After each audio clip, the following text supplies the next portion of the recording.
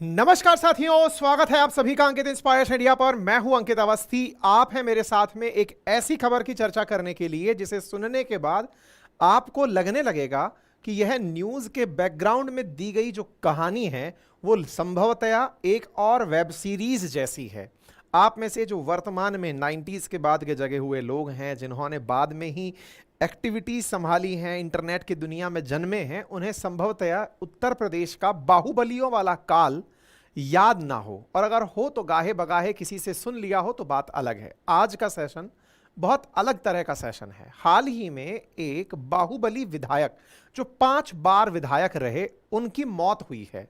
Medical board ने मौत का कारण कार्डियक अरेस्ट बताया गया है, लेकिन उनके समर्थक और शुभचिंतकों के द्वारा इस मौत को साजिश बताई गई है। हो सकता है आप में से बहुत सी ऑडियंस इस व्यक्ति के बारे में ना जानती हो। आज का सेशन डिटेल में है और यह डिटेल एंड तक पहुंचते पहुंचते एक कंक्लूजन तक पहुंचेगी। वो कंक्लूजन आप चाहें तो अभी से ही सोचना शुरू कर दीजिएगा कि आपको अंत में कमेंट के अंदर कोई रिमार्क देना है। चलिए शुरू करते हैं। साथियों, वर्तमान में भारत की सबसे बड़ी जनसंख्या वाला राज्य उत्तर प्रदेश। उत्तर प्रदेश हाल ही में जरा सुर्खियों में रहा अपने धार्मिक आयोजनों के कारण। फिर चाहे रामलला विराजमान हो या फिर प्रयागराज के अंदर संगम की भूमि पर लगने वाला कुंभ और महाकुंभ और अर्धकुंभ हो, इन सभी की सुर्खियों के बीच में उत्तर प्रदेश एक और कारण से आजकल के दौर में सुर्खियों में रहा, जब कई सारे बाहुबलियों की या फिर हिस्ट्री सीटर्स की हत्या अथवा मौत हुई। चाहे अतीक अहमद हो, चाहे फिर जिनकी कार पलटा दी गई थी, विकास दुबे हों, मुख्तार अंसारी हों, इन सब की सुर्खियां आजकल बहुत जबरदस्त तरीके से उत्तर प्रदेश को हाईलाइट करती हैं। इनमें से एक है मुख्तार अंसारी, जिनकी चर्चा आज के सेशन में हो रही है। मुख्तार अंसारी को, जिन्हें आप वर्तमान में व्हील चेयर पर देख रहे हैं, कभी ये खुली जिप्सी में जनता के सामने कर्फ्यू के दौरान निकल करके दंगे भड़काने के आरोप में भी जेल जा चुके हैं। आज के सेशन में एक एक करके सारी बातें मुख्तार अंसारी के बारे में होगी, जो हाल ही में कार्डियक अरेस्ट के कारण मरना जिनका बताया गया है। अब बात यह है कि कोई व्यक्ति मर गया है, इसके ऊपर इतनी बड़ी सुर्खी क्या बने। सुर्खी क्या बने, इसको लेकर के आप अब इस बात से इंटेंसिटी का अंदाजा लगा लीजिए। उत्तर प्रदेश के अंदर जो गैंगस्टर पॉलिटिशियन बना, उसकी मौत के ऊपर हाई अलर्ट जारी कर दिया गया है। हाई अलर्ट का आलम यह है कि इनकी मौत की जब सूचना हमने ट्विटर पर शेयर की, कल रात को जब यह सुर्खी बनने लगी, उसके बाद से संपूर्ण उत्तर प्रदेश के संवेदनशील स्थान, जहां पर सांप्रदायिक दंगे भड़कने की संभावना हो या फिर जहां इनके समर्थकों का ज्यादा जमावड़ा हो, वहां पर धारा 144 लगा दी गई। साथियों, यह वो तस्वीर है जिस समय इन्हें अस्पताल लाया गया था, जिनके बारे में पता चला था कि इनकी मौत हो चुकी है। कार्डियक अरेस्ट से 28 मार्च की रात को इनकी मौत हुई। डॉक्टर्स की टीम ने जांच की और अंत में डिक्लेयर किया कि ये नहीं बचे हैं। इनका पोस्टमार्टम हुआ, तस्वीरें बता रही हैं। उत्तर प्रदेश के जिन जिलों से इनका संबंध रहा, जिनमें मऊ और गाजीपुर प्रमुख हैं, वहां पर धारा 144 लागू कर दी गई। बांदा में भी सुरक्षा के विशेष इंतजाम कर दिए गए हैं। डीजीपी मुख्यालय की तरफ से सतर्कता बरतने के निर्देश दिए गए हैं। पुलिस को मार्च करते हुए आप देख सकते हैं। सिक्योरिटी अरेंजमेंट्स फ्राइडे की नमाज को ध्यान में रखते हुए लागू कर दिए गए हैं। गोरखपुर में भी, ये गोरखपुर के एसपी को बोलते हुए सुन सकते हैं। यानी आपके दिमाग में एक पिक्चर बनने लगेगी। एक व्यक्ति जेल में मरता है, पता चल रहा है कि बाहुबली है, पुलिस ने इतनी जबरदस्त तरीके से अरेंजमेंट कर दिए हैं कि कहीं कुछ अप्रिय घटना ना हो जाए। तो दिमाग में एक बहुत ही लॉजिकल सा क्वेश्चन बनता है कि ऐसा क्या था उस व्यक्ति के साथ जुड़ा हुआ, जिसके चलते इस कहानी में इतना ज्यादा हाइप क्रिएट हो रहा है। ऐसा क्या था जिसके बारे में समाजवादी पार्टी के ट्विटर हैंडल से ट्वीट किया जाता है कि पूर्व विधायक श्री मुख्तार अंसारी जी का इंतकाल दुखद, शोकाकुल परिजनों को असीम दुख सहने का संबल प्राप्त हो। मायावती जी के द्वारा लिखा जाता है कि मुख्तार अंसारी की जेल में हुई मौत को लेकर उनके परिवार द्वारा जो लगातार आशंकाएं और गंभीर आरोप लगाए गए हैं, उनके उच्च स्तरीय जांच जरूरी है ताकि उनकी मौत के सही तथ्य सामने आ सकें। तेजस्वी यादव जी लिखते हैं कि यूपी के पूर्व विधायक श्री मुख्तार अंसारी के इंतकाल का दुखद समाचार मिला। दिवंगत आत्मा को शांति और शोकाकुल परिवार को दुख सहन करने की शक्ति मिले और जेल में उन्हें जहर दिया गया है, फिर भी उनके ऊपर कोई भी गंभीरता से नहीं ले रहा है। यहां पर स्वामी प्रसाद मौर्य लिखते हैं कि स्वाभाविक मौत की हत्या साजिश प्रतीत होती है। पहले डॉक्टर के पैनल ने अस्पताल से डिस्चार्ज किया और कुछ घंटे बाद ही उनकी मौत हो जाती है। यह हत्या की साजिश की पुष्टि करता है। यह सारी की सारी सुर्खियां बताती हैं, पुलिस का जमावड़ा हो या फिर बड़ी बड़ी राजनीतिक पार्टियों के द्वारा दिए जा रहे बयान हो, यह बात समझाता है कि जो व्यक्ति हाल ही में मरा है वो निश्चित ही अपना प्रभुत्व राजनीति में रखता था, निश्चित ही समाज में उसकी कोई पहचान थी। लेकिन ऐसा क्या था जिसके चलते वो लंबे समय से जेल में था? आज का सेशन इसी बात पर है। क्यों ऐसा हुआ कि उसके मारे जाने पर कई जगह पर पटाखे चलाए गए? क्यों ऐसा हुआ कि उसके मरने की सूचना को लोगों ने अपनी जीत के रूप में सेलिब्रेट किया? कुछ लोगों का यदि यह आरोप है कि वो जेल में जहर देकर मारा गया है, तो लोग इस पर भी सोच रहे हैं कि अच्छा हुआ कि वो मारा गया। ऐसा क्या है? आज का सेशन इसी बात पर है। ये पटाखे जो मरने पर छोड़े जा रहे हैं, इसका मतलब इस कहानी में बहुत से किरदार हैं और उन किरदारों को आज डिटेल से डिस्कशन में लाएंगे। लेकिन उससे पहले मैप पर एक बार के लिए इस जगह को देख लीजिए, सो दैट इस कहानी को बेहतरीन तरीके से लीड कर सकें। मैप पर आपके सामने जिन जगहों को मैं दिखा रहा हूं, उत्तर प्रदेश से अगर पूर्व की तरफ चलें, इधर ईस्ट और इधर वेस्ट कंसीडर किया जाता है मैप में, तो उत्तर प्रदेश के पूर्व की तरफ चलते हैं तो इसे पूर्वांचल कहते हैं। पूर्वांचल में बिहार से लगे हुए क्षेत्रों में गाजीपुर, मऊ, आजमगढ़, वाराणसी और साथ में गोरखपुर, समझ लीजिए कि बस यही 4 जगह हैं जहां पर यह बाहुबली की कहानी आप सुनने जा रहे हैं। यह पूरी कहानी आज इसी क्षेत्र पर केंद्रित है, इसे डिटेल में लेकर चलेंगे। मेरे प्यारे साथियों, बाहुबलियों का जो अंत है वो तो है, लेकिन इनके पीछे बहुत से युवा पथभ्रष्ट हो गए और जिन्होंने ना जाने कितने ही तरीके के क्रिमिनल रास्ते अपना लिए। आज का सेशन आप लोगों को बहुत सारे आई ओपनिंग सेशंस की तरह से होगा, जिनमें से आपको यह जानकारी मिलेगी कि क्या राह भविष्य के लिए सबसे सही हो सकती है। लेकिन इससे पहले एक जरूरी सूचना बीच में जान लीजिए, और सूचना यह है कि आज सुबह मैंने अपनी पाठशाला पर एक सेशन किया था बेरोजगारी को लेकर के। हमने ये कहा था कि भारत में 83% बेरोजगार हैं युवा, और उस बेरोजगारी के दौर में मैंने आपको एक जानकारी और दी थी। और इस डिटेल सेशन में जब मैंने जानकारी दी तो सेशन के दौरान मैंने बताया कि आने वाले समय में आर्टिफिशियल इंटेलिजेंस बहुत सारे लोगों का रोजगार खाएगी। मैंने अपने सेशन में इस विषय पर चर्चा की थी।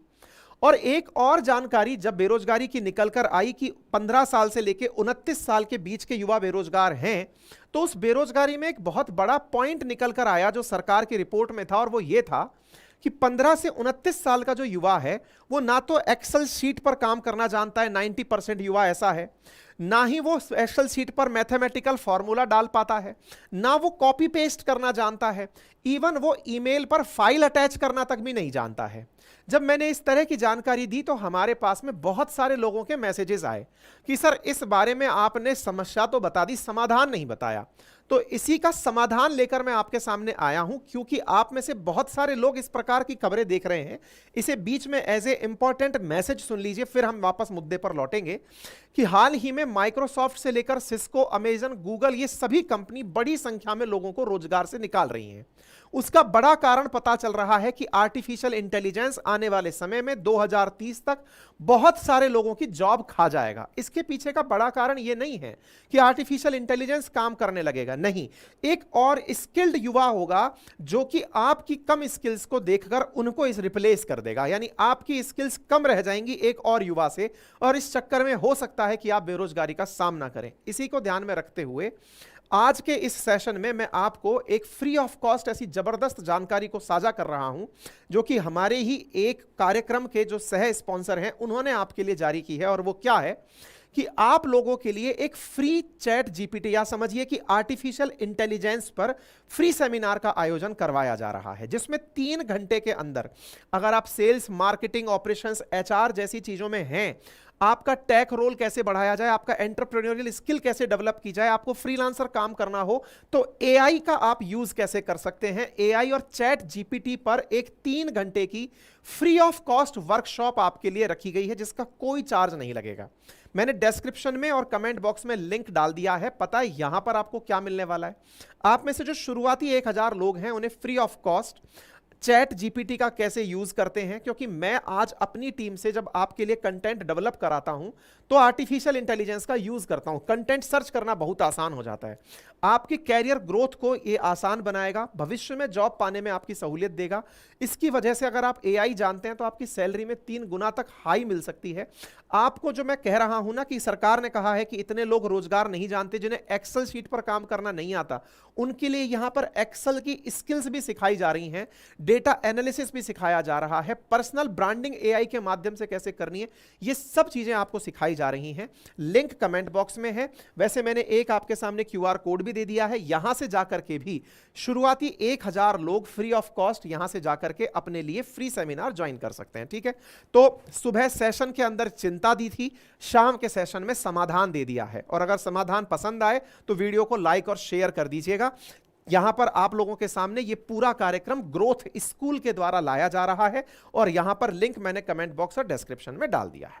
चलिए, आपकी चिंता को दूर करते हुए अब आपको लेकर चलते हैं एक ऐसी घटना की तरफ जो एक अपने आप में वेब सीरीज की कहानी है। कहानी की तरह से ही तसल्ली से इस पूरी कहानी को सुनिए।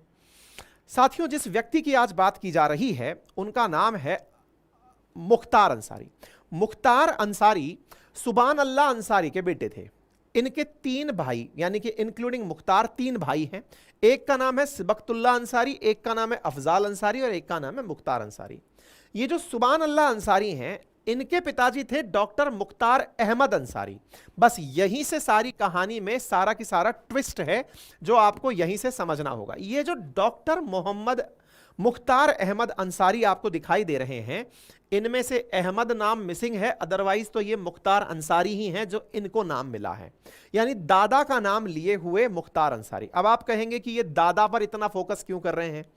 असल में दादा बड़े लीजेंडरी आदमी थे। कितने बड़े लीजेंड थे इसकी जानकारी केवल कुछ शब्दों में अगर कही जाए तो ये समझ लीजिए कि जिस जामिया मिलिया इस्लामिया यूनिवर्सिटी का नाम आप सुनते हैं उसके संस्थापक सदस्य थे। जिस प्रकार से एएमयू के लिए आप सुनते हैं, मतलब एएमयू के अंदर अलीगढ़ मुस्लिम यूनिवर्सिटी का नाम सुनते हैं कि भाई मुसलमानों की एक बड़ी यूनिवर्सिटी के नाम पर आप सुनते हैं, ऐसे ही जामिया मिलिया इस्लामिया यूनिवर्सिटी के आप संस्थापक थे।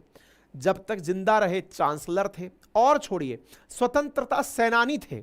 1927 का यानी आजादी से पूर्व जब कांग्रेस के अधिवेशन हुए तो 1927 के कांग्रेस के अधिवेशन के अंदर कांग्रेस के अधिवेशन की अध्यक्षता करने वाले व्यक्ति थे, यानी इतने बड़े स्वतंत्रता सेनानी थे डॉक्टर मुख्तार अहमद अंसारी। मतलब आप ये सोचिए कि जहां पर इन्होंने मतलब 1935 में जब जामिया मिलिया को अलीगढ़ से दिल्ली ट्रांसफर किया गया, इवन जहां एम्स है उस क्षेत्र को भी अंसारी नगर के नाम से जाना जाता था। इनका बड़ा प्रभाव था। अंसारी रोड के नाम से रोड स्थित है।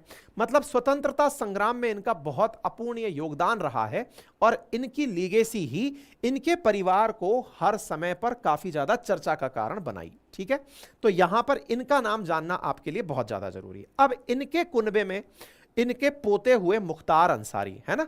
मुख्तार अंसारी 5 बार विधायक बने, उन पर 60 केस दर्ज हुए। मुख्तार अंसारी की जो वाइफ है उनका नाम है अफशा अंसारी, उन पर 9 केस दर्ज हुए। इनके बेटे हैं अब्बास अंसारी जिन पर 7 केस दर्ज हैं और ये कासगंज जेल में हैं। इनके एक और बेटे हैं जिनका नाम है उमर अंसारी, इस समय ये फरार बताए गए हैं। एक है निखत अंसारी, ये पूरा परिवार है। और वर्तमान में एक और भाई जिनके अफजाल अंसारी हैं, ये बसपा के वर्तमान में सांसद हैं। ये इनके फैमिली के अंदर बड़े बड़े लोग हैं।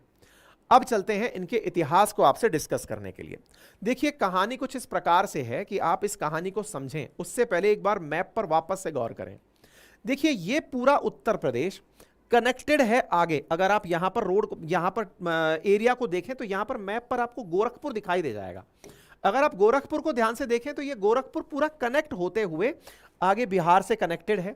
गोरखपुर से रेलवे लाइन का निकलना, बहुत सारी फिल्मों और वेब सीरीज में गोरखपुर की काफी चर्चाएं हुई हैं कि यहाँ के रेलवे का काम काफी ज्यादा फेमस रहा है। इधर की तरफ अगर और पूर्व की तरफ आप चलते हैं तो इधर की तरफ भारत के अंदर उड़ीसा, पश्चिम बंगाल, झारखंड, बिहार वो क्षेत्र हैं जहां पर कभी माइंस बड़ी संख्या में रही हैं, कोयले का बड़ी संख्या में इधर से उधर आवागमन हुआ है, बड़ी मात्रा में आवागमन हुआ है। तो गोरखपुर रेलवे लाइन पर पड़ने वाला एक काफी प्राइम लोकेशन रहा है। बोले गोरखपुर की बात क्यों कर रहे हैं? क्योंकि वर्तमान में जो हमारे सीएम साहब आते हैं ना, योगी आदित्यनाथ जी, वो गोरखपुर से ही आते हैं, नंबर एक। तो सर इस बात का मुख्तार अंसारी से क्या लेना देना है? इसी गोरखपुर से कनेक्टेड जगह है मऊ, और मऊ से कनेक्टेड है गाजीपुर। तो ये मऊ और गाजीपुर गोरखपुर से निकटवर्ती जगह हैं। इन निकटवर्ती जगहों में गोरखपुर के अंदर धंधा पानी की लड़ाई रही है। अब ये धंधा का क्या मतलब है?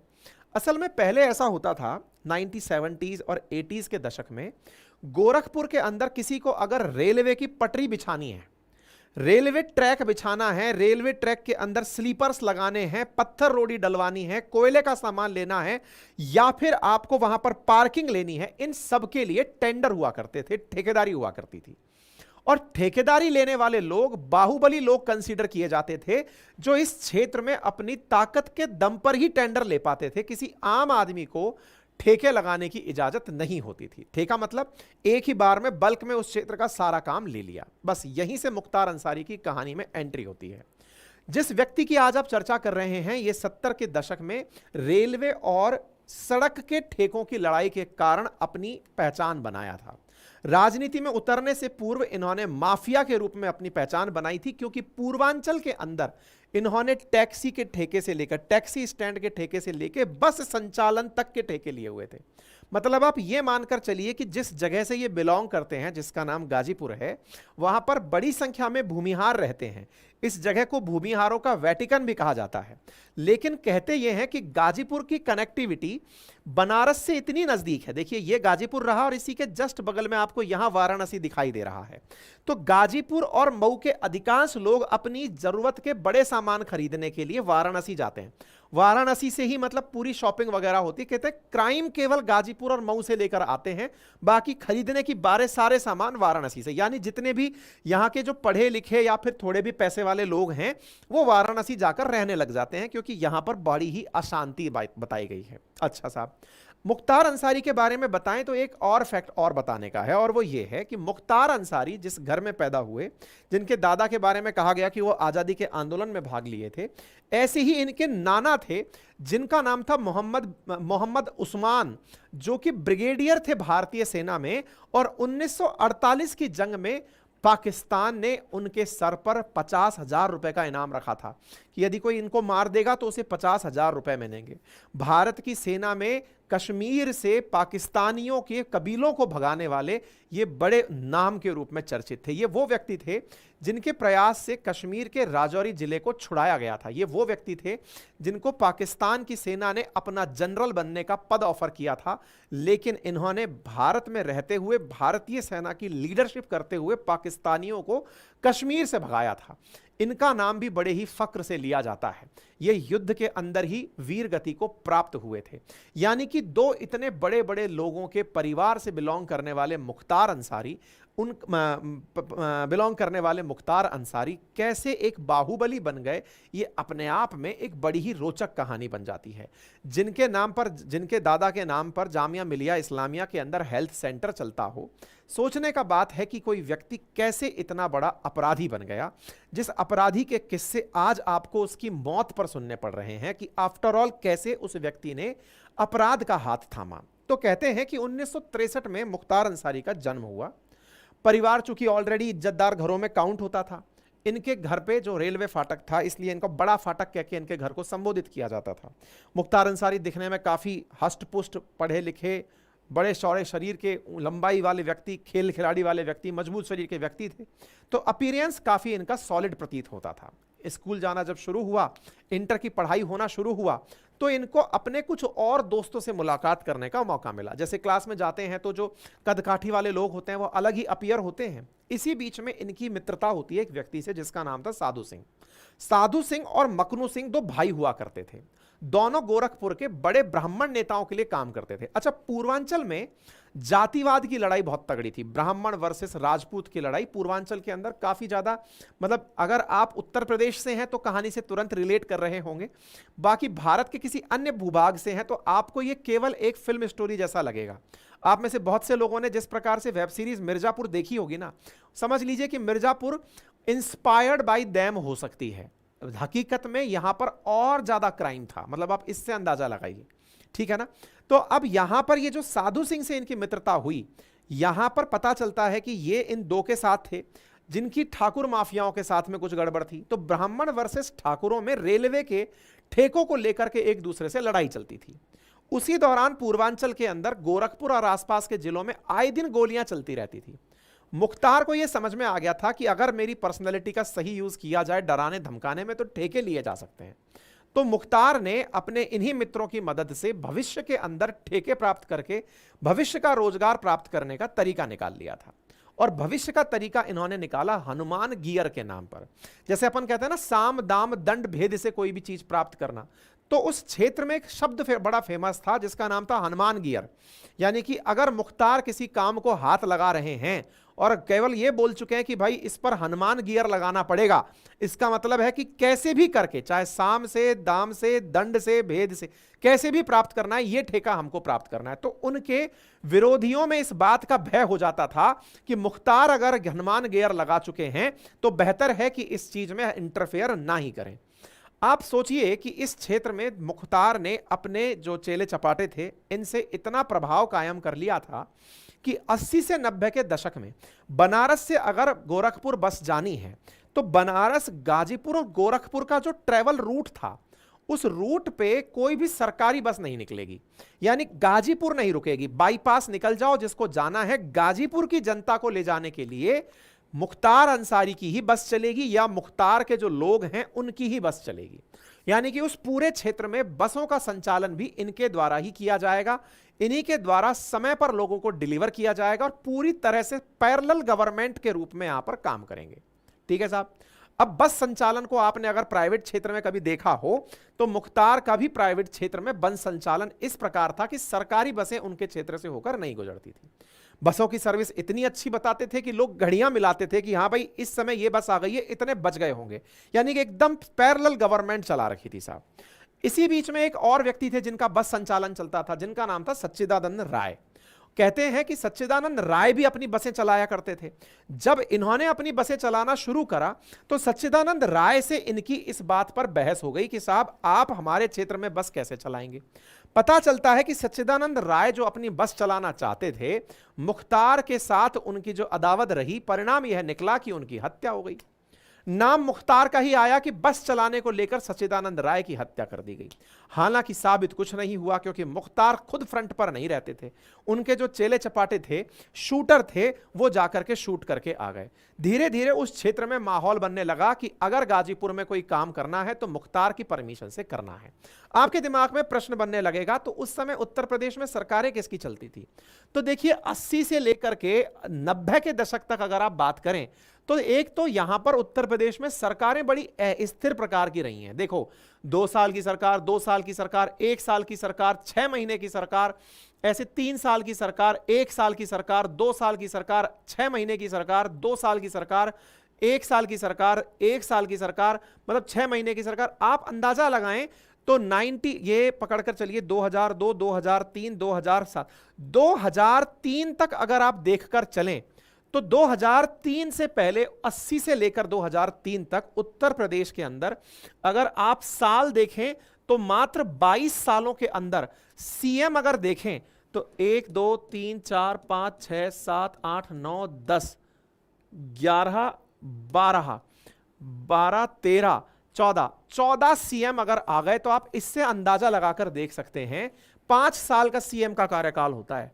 कोई भी सीएम यहां पर परमानेंट टिक ही नहीं पा रहा था। क्यों नहीं टिक पा रहा था? क्योंकि क्षेत्रीय ताकतें बड़ी हावी हो गई थी। अच्छा, मैं बाय द वे आपको बताऊं, जब मैंने इलेक्टोरल बॉन्ड के बारे में जानकारी आपको दी थी ना, उस समय भी मैंने इसी कालखंड का जिक्र किया था कि बाहुबलियों के पैसे से सरकारें चलना शुरू हो गई थी, क्योंकि पैसा आ गया था, पैसे से चुनाव लड़ते थे और चुनाव लड़ करके जीत जाते थे, तो सरकारें कभी स्थिर बनी नहीं पाती थी। आप यहां पर इस आंकड़े को देख करके सरकारी सिस्टम का पैरेलली मतलब कमजोर हो जाना समझ सकते हैं, और जब सरकारें कमजोर होती हैं तो समानांतर सरकारें बनना शुरू हो जाती हैं। तो यहां पर यही वाली स्थिति हो, जब आज पाकिस्तान के हालात हैं कि कोई भी पीएम आज तक 5 साल पूरे नहीं किया। क्यों नहीं किया? बोले साहब वहां पर अस्थिरता है, क्योंकि कोई भी सभी को साथ रखने वाला व्यक्ति मिल नहीं रहा। ऐसी स्थिति में वहां पर आतंक सर पसारता है। उत्तर प्रदेश में इसी दौर के अंदर बड़ी संख्या में बाहुबलियों ने राज संभाल लिया। हर क्षेत्र का एक नेता टाइप से बाहुबली हो गया, जो सत्ता में बंदूक के दम पर और पैसे के दम पर लोगों से वोट प्राप्त करता, अपनी तरफ से सरकार बनाता। एकदम सही तरीके से काम चल रहा था। इसी बीच में एंट्री होती है एक और व्यक्ति की, जिसका नाम है ब्रजेश सिंह। ये वो कहानी है जिससे आज तक के तार जुड़े हुए हैं, मतलब अब तक की सारी कहानी के तार ब्रजेश सिंह से जुड़े हुए हैं। अब देखिए, यहां तक तो सबको पता चल गया था कि जो साधु सिंह है वो मुख्तार का साथी है। साथियों को वहां पर संघी बोला जाता था कि उसका संघी है। साधु सिंह का परिवार एक ब्रजेश सिंह के परिवार के साथ। अच्छा, ब्रजेश सिंह कौन थे? तो ब्रजेश सिंह भी उस क्षेत्र के बड़े ठेकेदार थे।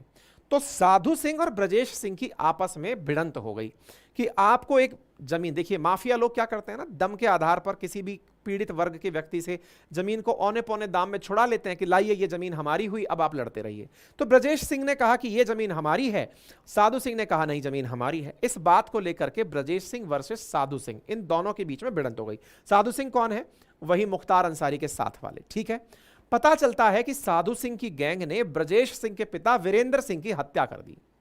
साधु सिंह चूंकि मुख्तार के साथ थे तो तार जुड़ गए मुख्तार से कि मुख्तार की सिफारिश पर ही साधु सिंह ने यह काम किया होगा। लड़ाई झगड़े और बढ़ने लगे। मुख्तार ठेला पट्टी में तेजी से अपना और पैर जमाने लगे, और उधर ब्रजेश बदले की आग में जलने शुरू हुए कि भैया हमारे पिताजी को मरवा दिए। आजमगढ़ के तरैया में एक ही दिन में 7 लोगों की हत्या हुई। ब्रजेश सिंह का उसमें नाम निकल कर आया। वहीं पर ठाकुरों की आपस की लड़ाई का कारण निकल कर आया। इस हत्याकांड के बाद यह तय हो गया कि पूर्वांचल में 2 ही लोगों का राज चलेगा। अब जैसे मैंने आपको बताया कि यहां पर एक केंद्र हो गया है बनारस। बनारस से प्रयागराज की तरफ चलेंगे तो ब्रजेश सिंह का एम्पायर। बिल्कुल फिल्मों में जैसे आपने अगर वो मिर्जापुर के अंदर देखा है ना, तो 2 लोग अपना अपना क्षेत्र बांट कर चल रहे हैं कि साहब एक इधर की तरफ राज करेगा, एक उस तरफ राज करेगा, बिल्कुल वैसे ही। तो अगर प्रयागराज की तरफ चल रहे हैं तो साहब ब्रजेश सिंह का, और बनारस से गोरखपुर की तरफ चल रहे हैं तो मऊ गाजीपुर की तरफ अगर आप निकल रहे हैं तो मुख्तार अंसारी का राज चलेगा। दोनों ने अपने अपने क्षेत्र बांट लिए। एक अंडरस्टैंडिंग बन गई। दोनों ने अपने अपने हिसाब से अपने अपने क्षेत्र में ठेके लेने शुरू कर दिए, ठीक है। अब यहां पर ये सारी चीजें आगे चल करके जहां जहां दोनों एक दूसरे के क्षेत्र में इंटरफेयर करने शुरू हुए, वहां गैंगवार होने की बात लाजमी होने लग गई। साधु के बारे में कहा गया कि वो अपनी पत्नी के साथ बच्चों को देखने हॉस्पिटल में आया, पुलिस कस्टडी में ही उसको मार दिया गया। कहा गया कि हत्यारे पुलिस की वेशभूषा में ही आए थे, आरोप ब्रजेश सिंह पर लगा। मतलब मारना इतना कॉमन था कि लोगों के दिमाग में यह रहे कि किसका पलड़ा भारी है। जब किसी पर मतलब दुश्मन को मार दिया तभी तक आपका पलड़ा भारी है। इसी बीच में साधु सिंह के गांव मुरियादपुर में हमला होता है और उसकी मां समेत भाई समेत 8 लोगों को मार दिया जाता है। इसमें साथ साथ 21 लोग घायल होते हैं, यानी मुख्तार पर यह हमला कंसीडर किया गया। अब मुख्तार को यह बात समझ में आ गई कि यह पूरा की पूरा काम जिस तरह से राइवलरी में चल रहा है, अगर यहां पर संरक्षण चाहिए तो भाई साहब राजनीति में एंट्री करनी पड़ेगी। कब तक इस प्रकार से माफिया राज करना पड़ेगा? तो राजनीति में एंट्री करने के लिए मुख्तार का परिवार कम्युनिस्ट पार्टी से जुड़ता है। इनके पिता थे सुभान अल्लाह अंसारी, वो भी राजनीति में दखल रखते थे क्योंकि पुराने कांग्रेसी थे पिताजी, दादाजी इनके। मुख्तार के बड़े भाई अफजाल आगे बढ़ते हैं और 1985 में कम्युनिस्ट पार्टी से विधायक बन जाते हैं। सीट चुनी जाती है गाजीपुर की, मोहम्मदाबाद। यहां से ये अपना हाथ आजमा करके आगे निकल लेते हैं। अब इसी बीच में क्या होता है कि साहब यहां पर मुख्तार के अंदर भी राजनीतिक महत्वाकांक्षाएं जगने लगती हैं कि क्यों ना मैं भी अपनी छवि चमकाने लगूं।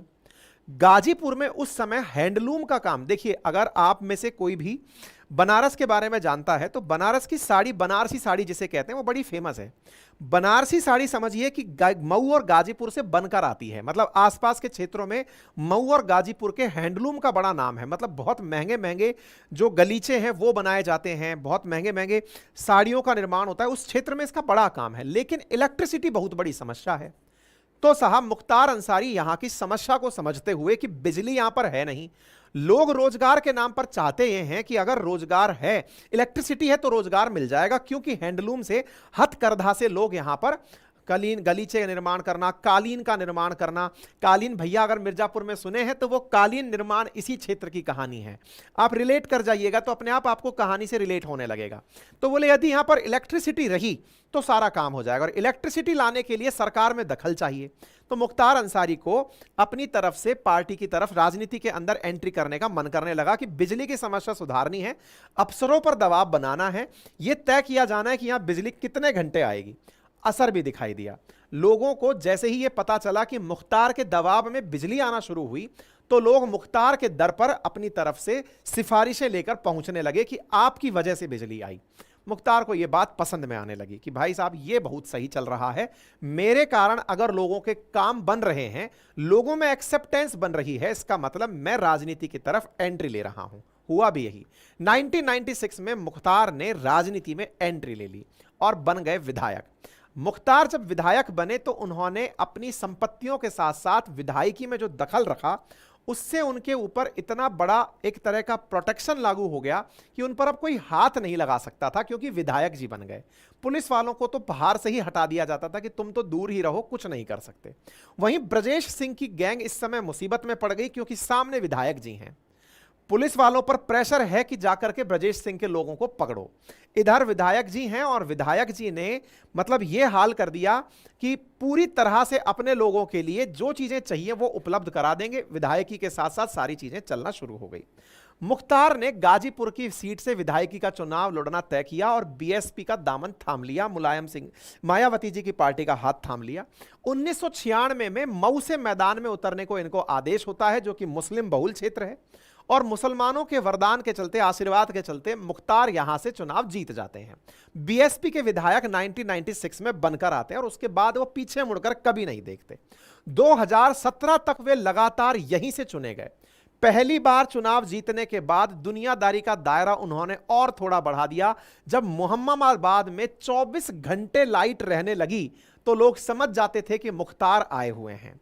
लोग अपनी समस्याएं लेकर के मुख्तार के दर पर पहुंचने लगे। अब चाहे कैसी भी परेशानी हो, कोई लड़का लड़की का संबंध नहीं बिगड़ रहा है, कोई सेटिंग बिगड़ जा रही है, किसी ने जमीन हड़प ली है, कोई किसी को धमका रहा है, मतलब उस क्षेत्र का जो डॉन था वही वहां की सरकार बना लिया कि अब आपको कोई भी फैसला कराना हो, जमीन से कब्जा छुड़वाना हो, कुछ भी करना हो, यहां पर चले आओ। तो भाई साहब बड़ा फाटक वहां पर काफी प्रतिष्ठित जगह के रूप में जगह बना लिया, पहचान बना लिया। अब यहां तक हो गया कि गाजीपुर क्षेत्र में, मोहम्मदाबाद क्षेत्र के अंदर अगर कोई भी लड़ाई झगड़ा हो रहा है तो पुलिसिंग मुख्तार की चल रही है। सब चीजें पैरेलल हैं, लेकिन चूंकि मुख्तार विधायक हैं तो विधायक जी के पास जाइए और आप अपनी परेशानियां दूर कराकर आइए। फिल्मों में जैसे आपने अगर मिर्जापुर देखा हो तो उसमें बाहुबली के रूप में कालीन भैया को दिखाते हैं कि साहब वो एक तरह की काली स्कॉर्पियो से निकल रहे हैं, कोई पता नहीं लगा सकता कालीन भैया किसमें बैठे हैं। समझिए कि वो भी यहीं से इंस्पायर्ड था। मुख्तार अंसारी जिन गाड़ियों में चलते थे उन सबका नंबर 786। अच्छा, उत्तर प्रदेश में यह बड़ा कॉमन है, पूर्वांचल, बनारस, इस तरफ अगर आप जाएंगे तो आप पाएंगे कि यहां पर लोगों को एक कलर की गाड़ी रखने का, एक नंबर की गाड़ी रखने का बड़ा ही क्रेज है। और बाहुबलियों की पहचान यह है कि वो एक तरह की कम से कम 10-15 गाड़ियां रखते हैं। नंबर सेम है, आगे की डिजिट चेंज हो सकती है, आखिरी डिजिट 786 इन्होंने फिक्स कर ली। कौन सी गाड़ी में ये चल रहे हैं किसी को नहीं पता है। ये उत्तर प्रदेश के अंदर बनी मिर्जापुर को भी आप देखकर अंदाजा लगा सकते हैं, ये सब वहीं से डिराइव होकर आता था। इवन ये कौन सी गाड़ी में बैठे हैं किसी को नहीं पता, अपना पूरा सुरक्षा तंत्र, पूरा प्रोटोकॉल लेकर के गाड़ी से सड़क पर निकलते थे। कोई बात नहीं। 1996 में ये विधायक बने। 2001 में मुख्तार का काफिला मऊ से मोहम्मदाबाद के लिए निकला। विरोधियों ने पहले से ही तैयारी कर रखी थी, लेकिन जिस तरह से मैंने आपसे कहा किसी को नहीं पता कि वो कौन सी गाड़ी में है, लेकिन फिर भी किसी ने कोई सूचना लीक कर दी, इन पर हमला होता है। जब हमला हुआ तो मुख्तार के जो सरकारी गनर थे और जो प्राइवेट गनर थे उनमें 3 लोग मारे जाते हैं। कहा गया कि मुख्तार की गाड़ी से गोली चली। हमलावरों में से भी एक मनोज राय नाम का व्यक्ति जो सिंगर हुआ करता था वो मारा गया। इसके बाद से ब्रजेश सिंह ने वो इलाका छोड़ दिया, क्योंकि लोग ये समझ गए थे कि मुख्तार पर यह हमला ब्रजेश सिंह ने कराया है और मुख्तार बदला लेगा। तो ब्रजेश सिंह यहां से छोड़कर निकल लिए कि भाई नहीं, इस क्षेत्र में अब नहीं रहना चाहिए, क्योंकि अगर यहां रहे तो मुख्तार बदला लेगा। और ब्रजेश सिंह यहां से निकलकर मुंबई पहुंच गए। मुंबई पहुंच करके उन्होंने सुभाष ठाकुर के साथ मिलकर दाऊद से मुलाकात की और ब्रजेश ने मिलकर के फिर अपनी तरफ से, मतलब ब्रजेश की गिरफ्तारी जो है वो 2008 में उड़ीसा से कर ली गई। अब इधर की तरफ ब्रजेश सिंह दूर से रह करके मुख्तार के भय से तो आतंकित थे, लेकिन अपनी जमीन छोड़ने से भी परेशान थे। तो बोले अब क्या किया जाए? तो बोले किसी नए व्यक्ति को इनके सामने खड़ा किया जाए। मऊ जो कि मुस्लिम बहुल क्षेत्र था, यहां से तो ये जीत ही रहे थे मुख्तार अंसारी। इनके जो भाई थे वो गाजीपुर से लड़ाई चुनाव जीत के आते थे। तो ऐसी स्थिति में गाजीपुर में ब्रजेश सिंह ने अपनी तरफ से कृष्णानंद राय को अफजाल के सामने चुनाव में खड़ा कर दिया। जो ब्रजेश सिंह पूरी तरह से भूमिगत रहा करते थे, उन्होंने कृष्णानंद राय को फ्रंट फेस बना करके चुनाव में एंट्री करी। यानी एक तरह से यह समझिए कि अब मुख्तार अंसारी चूंकि राजनीति में है, राजनीतिक संरक्षण है, तो क्यों ना एक प्रकार से उनके पास भी राजनीति में कोई आदमी हो। राजनीति के आदमी के रूप में कृष्णानंद राय ने एंट्री ली और मुख्तार को कमजोर करने के लिए, इनके बड़े भाई अफजाल को हराने के लिए गाजीपुर में अफजाल के सामने टिकट पर चुनाव लड़ लिया। कृष्णानंद राय ने यहीं से मुख्तार के परिवार को चुनौती दी। 2002 के विधानसभा चुनाव में उन्होंने अफजाल अंसारी को हरा दिया और बीजेपी से चुनाव जीत कर आए। अब यहीं से वो सारी एंट्री होना शुरू होती है। देखिए, अभी तक मुख्तार अंसारी मऊ से जीत रहे हैं, मैंने सारी जगह दिखा दी आपको। मऊ के बाद गाजीपुर, गाजीपुर के बगल में गोरखपुर, बनारस, ये सारा एक क्षेत्र है और इस क्षेत्र में गाजीपुर से अब कृष्णानंद राय जीत चुके हैं।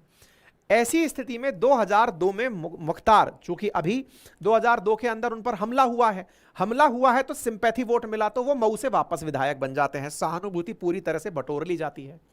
अब ऐसी स्थिति में कृष्णानंद राय को यह डर लगने लगा कि उन्होंने उनके भाई को हरा दिया है, तो क्यों ना मैं बुलेट प्रूफ गाड़ी में चलूं। उधर से ब्रजेश सिंह को भी यह डर था कि कृष्णानंद राय पर कभी भी हमला हो सकता है, तो कृष्णानंद राय पूरी तरह से बुलेट प्रूफ गाड़ी के अंदर रहने लगे और यह तैयारी करने लगे कि कैसे ना कैसे मुख्तार से बचकर रहना है, विधायकी चलती रहेगी। बुलेट प्रूफ गाड़ी में सिंपल बंदूक की गोली जा नहीं सकती, इसके लिए एलएमजी की जरूरत थी। एलएमजी मिले कहां से? उत्तर प्रदेश में आज तक एक ही एलएमजी बरामद हुई और वो भी हुई मुख्तार अंसारी के पास से। मुख्तार अंसारी ने कहा कि उसकी बुलेट प्रूफ गाड़ी में छेद करना है, इसके लिए एलएमजी चाहिए। एलएमजी खरीदी गई कहीं से, जुगाड़ करके कहा गया कि कोई सेना का भगोड़ा है वो निकल के आया हुआ है, वो 1 करोड़ रुपए में एलएमजी देगा, बोले ले आओ। तो ये एलएमजी लेकर के घूमने शुरू हुए कि जिस दिन दिख जाएगा उसको मार दिया जाएगा। यानी कि एक तरफ कृष्णानंद राय की मारने की तैयारी शुरू हुई। यहां पर ही एक बड़ा मोड़ आता है। एक डीएसपी रहते हैं, उन डीएसपी ने, जिनका नाम शैलेंद्र सिंह है, उन्होंने मुख्तार अंसारी से एलएमजी को बरामद किया। अब तक उत्तर प्रदेश में पहली बार एलएमजी बरामद की गई थी। यहां पर आप इनको देख सकते हैं, ये वो डीएसपी साहब हैं जिनको बाद में, मतलब एक तरह से आप यहां पर देख सकते हैं, ये वो व्यक्ति हैं जिन्होंने इनको इसके एलएमजी के साथ में पकड़ा। एलएमजी जहां से बरामद की, इन पर ही इतना दबाव बन गया कि इन्हें ही सरकार ने पद से हटा दिया, या कहिए कि इन्होंने ही अपने पद से इस्तीफा दे दिया। इतना मजबूर कर दिया कि ये सरकार में फिर रह नहीं पाए। जिन्होंने मुख्तार के, एक डीएसपी थे शैलेंद्र सिंह, इन्होंने मुख्तार के पास से एलएमजी बरामद की थी। ये अपनी बरामदगी के आधार पर मुख्तार को गिरफ्तार कराना चाहते थे पोटा के तहत, आतंकवादी अधिनियम के तहत, कि भाई आतंक फैलाने के लिए ये लिया गया है। लेकिन सरकार इस तरह से मजबूर और लाचार प्रकार की थी कि इनका इस्तीफा तो स्वीकार कर लिया, लेकिन उन पर कोई कार्रवाई नहीं हुई। आज ये बड़े खुश हैं, इनके इंटरव्यूज काफी इस समय वायरल हो रहे हैं, एएनआई पर इनके वीडियो चल रहे हैं।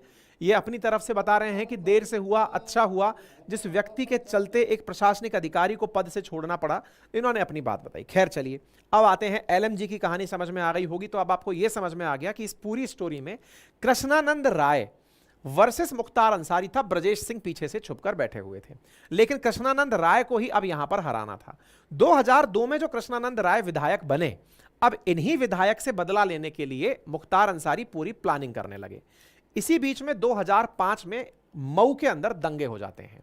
मऊ में जब दंगे होते हैं तो कुछ फुटेज ऐसी निकलकर आती हैं जिसमें मुख्तार अंसारी एक खुली जिप्सी में, अब ये 6 फीट से ऊपर के आदमी थे, कर्फ्यू लगा हुआ है, खुली जिप्सी में ये इस प्रकार से खड़े होकर के दंगा भड़काते हुए दिखाई दिए।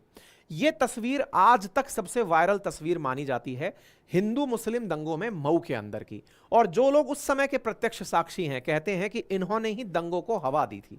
बस ये जो तस्वीर है, इसके बाद से फिर कभी भी यह मामला नहीं सुलटा, क्योंकि यहां पर हुआ ये, मतलब ये पूरा की पूरा वो चलता रहा। मुख्तार खुली जिप्सी में घूम रहे थे, सपा की सरकार थी वो मतलब बहुत बुरी हालात में चल रही थी। राज्यपाल राजेश्वर राव ने उस दौर में मऊ के अंदर मुख्तार पर शिकंजा कसने के लिए कहा, तो 25 अक्टूबर 2005 को मुख्तार ने फिर समर्पण किया और वहां से वो गाजीपुर जेल चले गए। मुख्तार के जेल जाने के बाद कृष्णानंद राय अब लापरवाह हो गए कि भाई ये जेल जा चुके हैं दंगे भड़काने के जुर्म में, अब मुझे कौन मारेगा। 29 नवंबर 2005 को एक स्थान जिसका जानना आपके लिए जरूरी नहीं है, वहां पर हल्की फुल्की बारिश के बीच में कृष्णानंद राय थोड़ी लापरवाही में अपनी जगह से निकलकर जा रहे थे। शाम के 4 बजे थे। इनके लौट रहे किसी व्यक्ति ने ही सलाह ऊपर से सूचना दे दी कि कृष्णानंद राय बिना बुलेट प्रूफ गाड़ी के निकल रहे हैं। कहते हैं कि आज से पहले इतनी बड़ी गोलीबारी किसी ने नहीं सुनी। AK-47 से अंधाधुंध कृष्णानंद राय पर फायरिंग होती है, 400 गोलियां चलाई जाती हैं। अकेले कृष्णानंद राय को 67 गोलियां लगती हैं। मतलब यह सामान्य हत्या नहीं थी, उस क्षेत्र में हत्या थी जहां पर कृष्णानंद राय विधायक थे, और यह मैसेज था कि आपके क्षेत्र में घुसकर मारा गया है। इस हत्या के बाद से यह घटना इतनी जबरदस्त तरीके से मार्केट में फैल गई कि वो जेल में है, लेकिन जेल के बाद भी काम होते रहेंगे।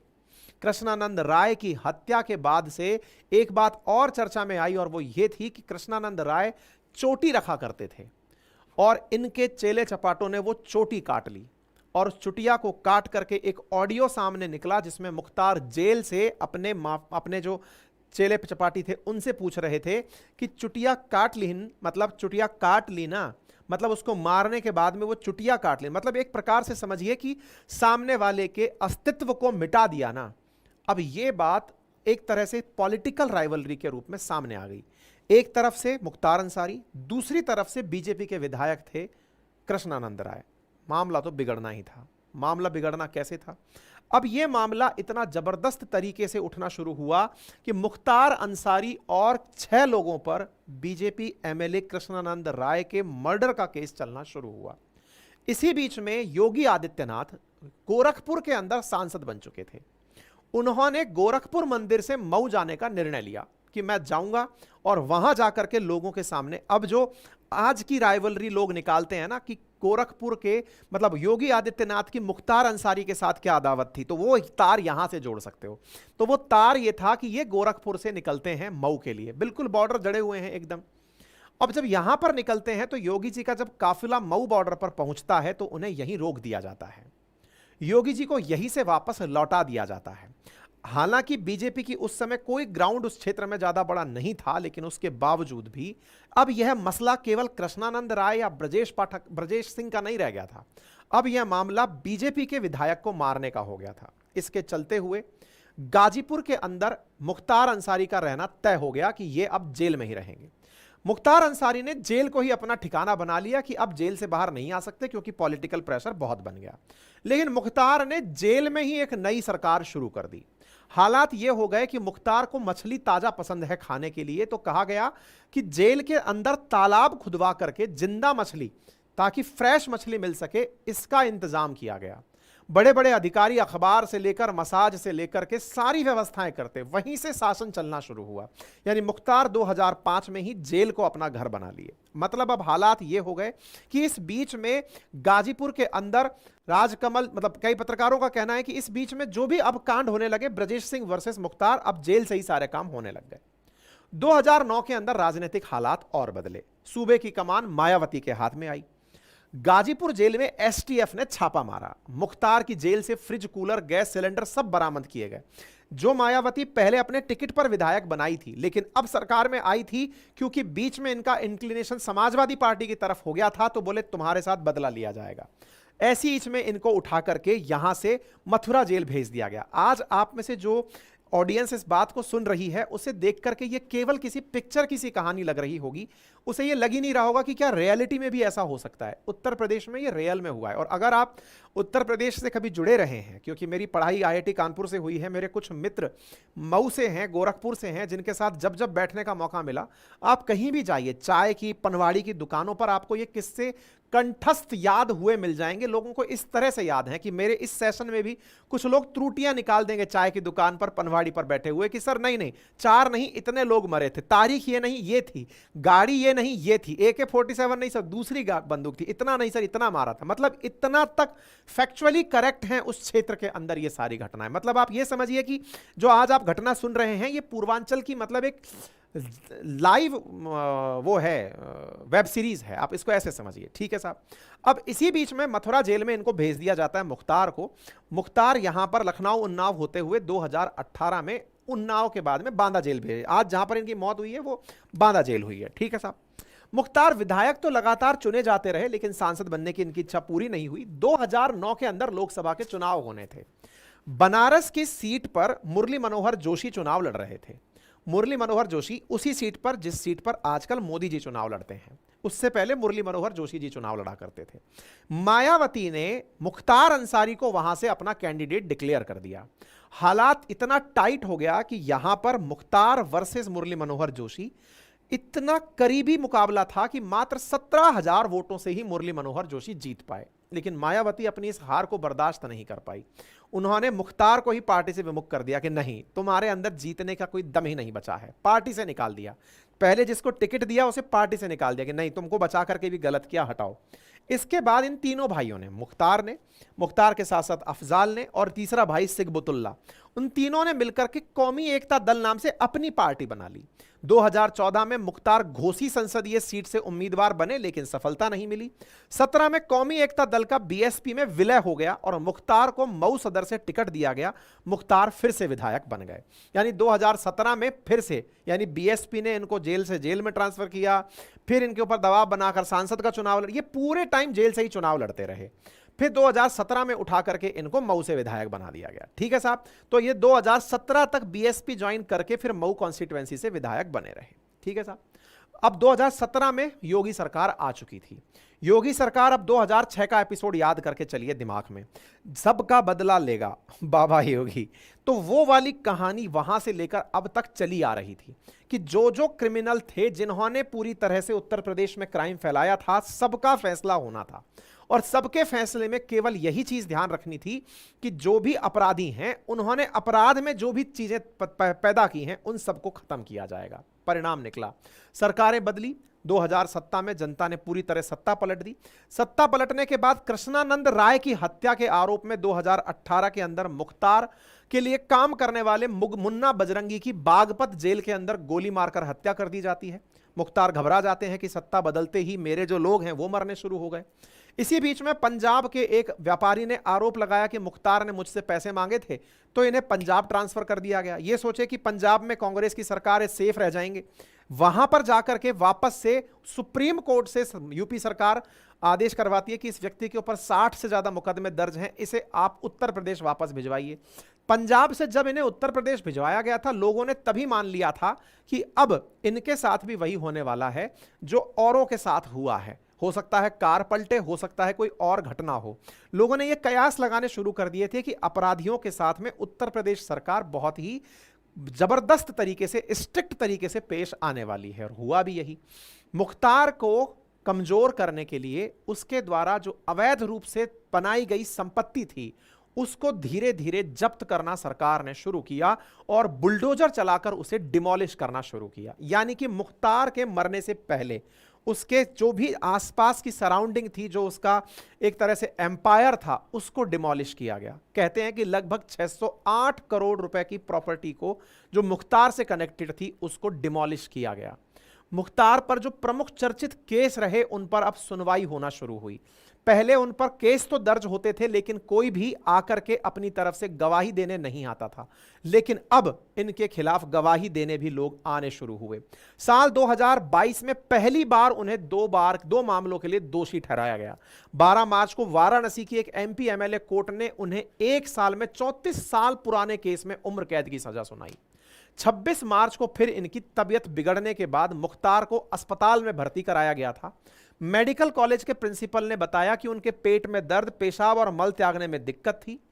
इनके भाई अफजाल अंसारी जो सांसद हैं, उन्होंने न्यूज एजेंसी को बताया कि उनके खाने में जहरीला पदार्थ मिलाया गया था। अफजाल ने कहा कि मुख्तार ने मुझे बताया था कि करीब 40 दिन पहले ही उसे जहर दिया गया है। कुछ लोगों का यह भी कहना है कि इनको जहर दिया गया बड़ा विदेशी प्रकार का जहर, जिसका कि कोई पोस्टमार्टम में पता ना चले। सब तरह के कयास लगाए जा रहे हैं। अभी हाल ही में शायद 19 से 22 मार्च को फिर उनको जहर दिया गया, जिससे इनकी हालत खराब हो गई। इनके परिवार के द्वारा याचिका लगाई गई कि साहब उनका इलाज हमें अपने स्तर पर कराने की इजाजत दें, जिस अस्पताल में आप इलाज करा रहे हो वो सही नहीं है। इनकी स्थिति लगातार डिटोरिएट होती रही। हालांकि पुलिस इस बारे में और जानकार लोग इस बारे में इनकार करते रहे कि कोई किसी ने किसी प्रकार का जहर नहीं दिया है। ये व्यक्ति अपने ही प्रभाव को खत्म होता हुआ देख करके अब सदमे में है। इसका जो भी माहौल बना था, जो बड़े बड़े घर बंगले इसने बनाए हुए थे, उन सबको खत्म करने का प्रयास किया जा रहा है। आज तो भाई साहब गजब तरीके से, मतलब मेरे पास में थैंक्स के वो धन की वर्षा हो रही है। आप सभी का बहुत बहुत धन्यवाद। महेश पॉल पाटिल ने यूएस से $5 भेजे हैं, और स्टडी IQ से किसी व्यक्ति ने मुझे 1000 रुपये भेजे हैं। आप सभी का बहुत बहुत धन्यवाद। क्या बात है। तो जो भी लोग अपनी अपनी तरफ से सुपर थैंक्स के माध्यम से हमें लाइव सेशन में धन भेज रहे हैं, आप सभी का बहुत बहुत धन्यवाद।